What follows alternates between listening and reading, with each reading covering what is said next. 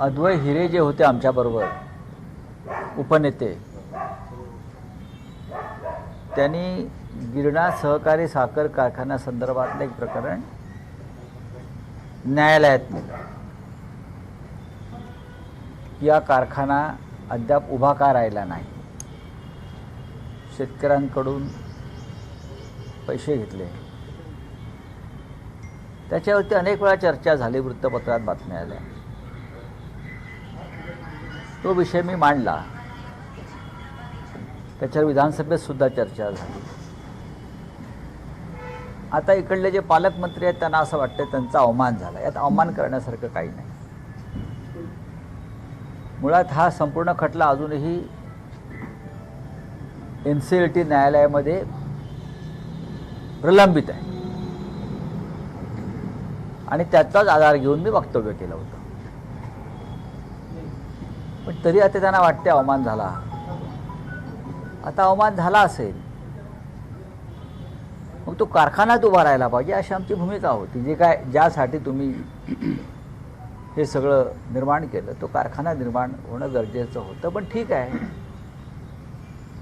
इतक्या लांब आम्हाला कारखाना यावं लागतं. मग त्यांचा उद्देश तोच असतो की वेळ जावा, एक एक दिवस प्रवास करावा. पण स्वतः अद्वै हिरेच ज्याने हे प्रकरण निर्माण केलं तेच त्यांच्या पक्षात गेले. म्हणजे ठीक आहे, डायरेक्ट नसतील पण भाजपमध्ये गेले. आता तो खटला ते लढतील.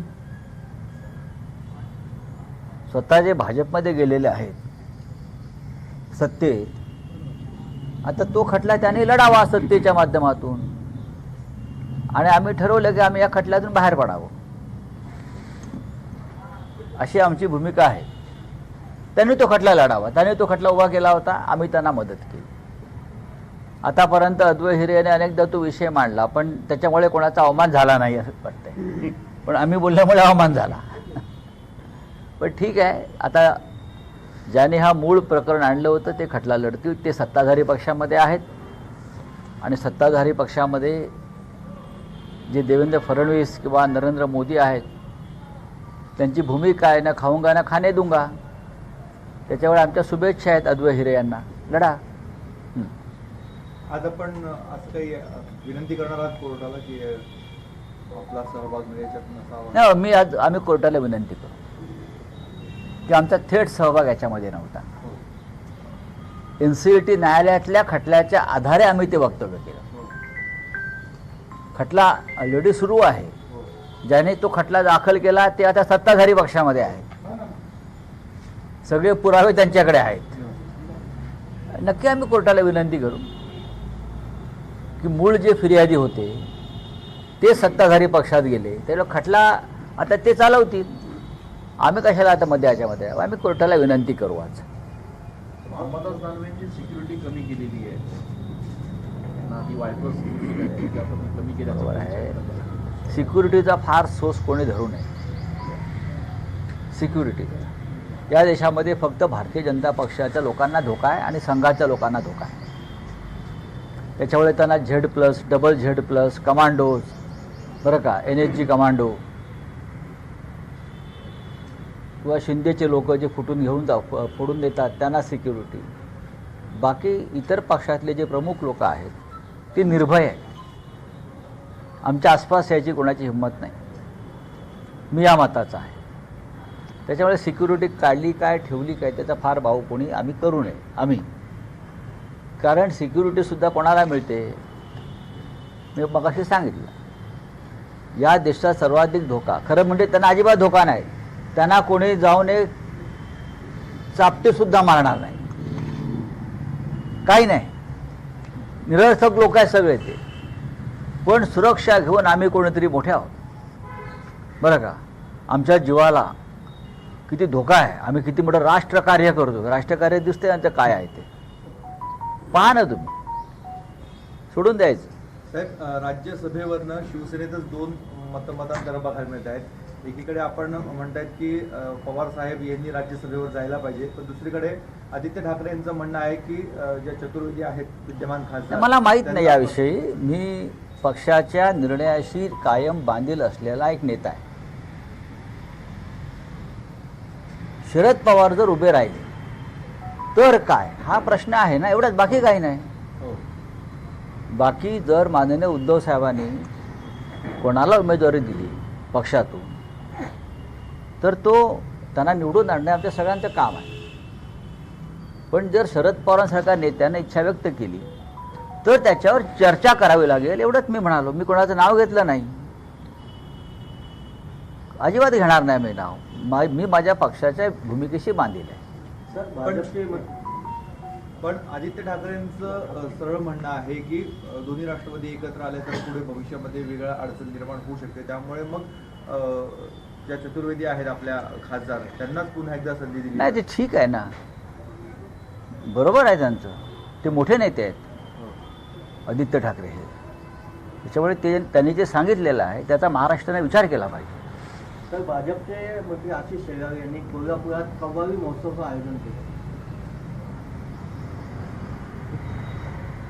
करू द्या ना करू दे, काम काय आहे सरकारला, करू दे. हर्षवर्धन सत्ता असं म्हणले की चंद्रपूरमध्ये उभाटामुळे आमचा महापौर होऊ शकतो. नाही, असं हे चुकीचं आहे, हे चुकीचं आहे. तुमच्या आपापसातल्या गटबाजीमुळे तुम्ही महापौरपद गमावलं. आम्ही तुमच्याबरोबरच होतो आणि म्हणूनच माझ्या माहितीप्रमाणे दिल्लीमध्ये या दोन्ही गटांना समजवण्यासाठी एक बैठक उच्च पातळीवर झाली आणि त्यात त्यांना समज देण्यात आली. दोन गट एकत्र येऊ शकले नाहीत आणि त्याचा परिणाम चंद्रपूरच्या राजकारणावर झाला. साहेब, आपले नगरसेवक जे आहेत मधुर म्हात्रे हे श्रीकांत शिंदे यांच्या दौऱ्यात काल दिसले. श्रीकांत शिंदे मुंबईतले नाही, मधुर म्हात्रे म्हणून ना मला माहिती. आज जसं आपण कोर्टामध्ये हजर होणार आहे तसेच राहुल गांधी देखील भिवंडीमध्ये हजर होत आहेत. तुमची अवमानाचीच याचिका होती आणि ती अवमान प्रकरणीच आज व राहुल गांधी किंवा संजय राऊत वगैरे अशा लोकांनी काही विधानं केली काय लगेच सरकारचा किंवा सरकार पक्षाचा अवमान होतो, हो.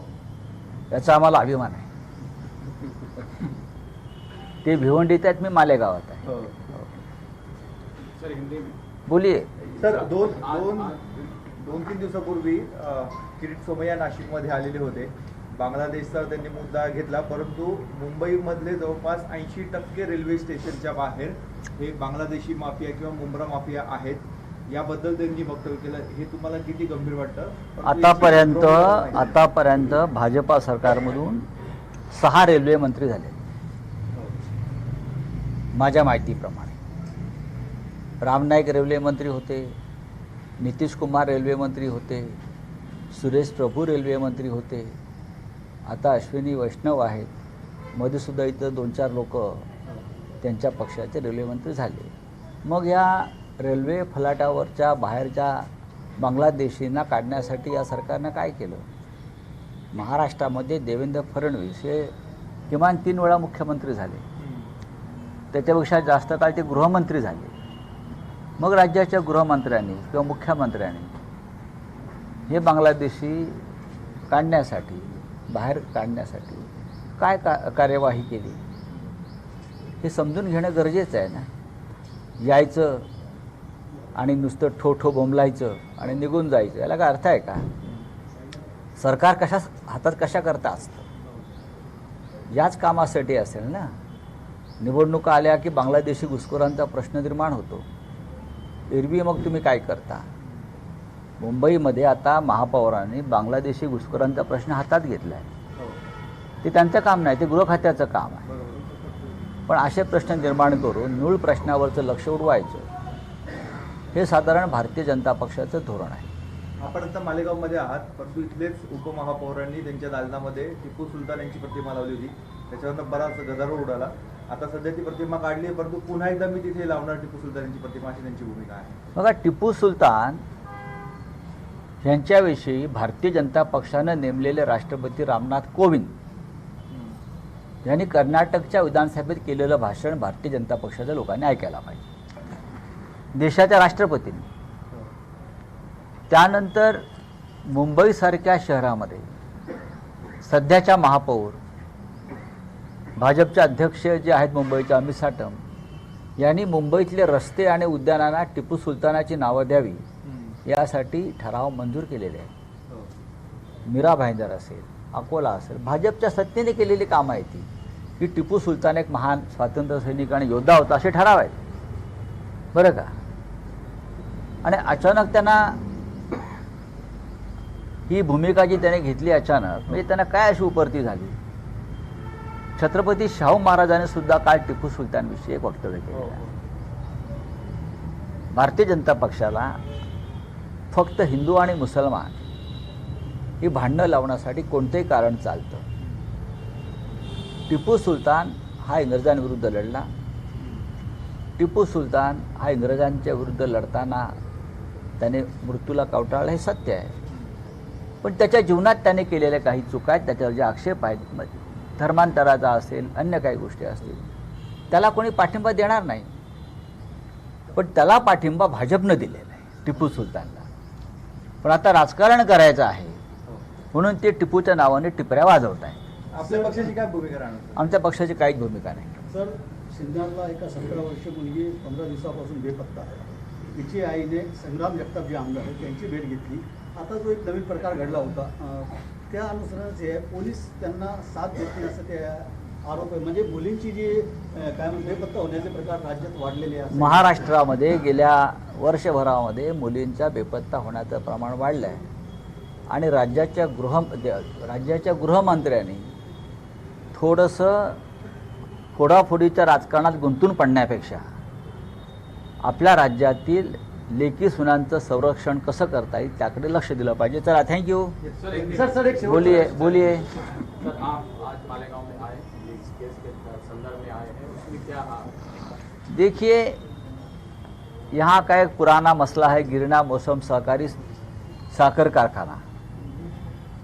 उसके लिए किसानों से पैसे वसूले और अब तक वो कारखाना बना नहीं है. उस बारे में यहाँ के एक नेता अद्वैय हीरे कोर्ट में गए, वक्तव्य भी किया. अभी भी ये मामला NCLT कोर्ट में चल रहा है. उसके आधार पर मैंने ये पूछा था कि क्या ये भ्रष्टाचार हुआ है, किसानों का पैसा कहाँ गया और अब तक ये गिरना कारखाना यहाँ बना क्यों नहीं. इस प्रकार से मैंने सवाल पूछे. तो यहाँ के जो गार्डन मिनिस्टर है दादा भूसे जी को ऐसा लगा कि उनका अवमान हो गया. उनके हमारे खिलाफ उसने एक अवमान याचिका दायर की. लेकिन मेरी कोई गलती नहीं थी. अद्वैय हीरे जी ने जो केस दायर की थी उसके आधार पर मैंने बात की और अभी भी वो केस चल रही है NCLT में. अब जिसने ये मामला उठाया था वो अद्वैय हीरे जी, वो खुद दादा भूसे के साथ बैठते हैं, बीजेपी में गए हैं और बीजेपी और शिंदे गुट की सत्ता है. तो ये मेरा कहना है कि अब अद्वैय हीरे और दादा भूसे वहाँ आपस में देख लेंगे, वो चलाएंगे, सत्ता उनके पास है. अगर भ्रष्टाचार हुआ है तो देवेंद्र जी को बोलो ये भ्रष्टाचार हुआ है, आप निर्णय लीजिए, हम क्यों यहाँ झगड़ा करूँ. तो हम आप कोर्ट को बताएंगे ऐसा ऐसा मामला है, हम अगर किसी का अवमान हुआ है तो हम खेद प्रकट करेंगे और अद्वैय हीरे और दादा भूसे दोनों लड़ते रहिए. Sir mic thank you.